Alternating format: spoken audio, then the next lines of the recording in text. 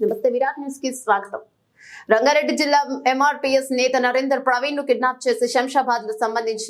బంధించిన farm house కూల్చివేస్తున్న Shamshabad municipal అధికారులు farm house కు అనుమతులు లేవని గుర్తించిన మున్సిపల్ సిబ్బంది ఫామ్ హౌస్ యాజమానికి నోటీసు జారీ చేసిన మున్సిపల్ కమిషనర్ ఫామ్ హౌస్ లో అసాంఘిక కార్యకలాపాలు జరుగుతున్నాయని పోలీసుల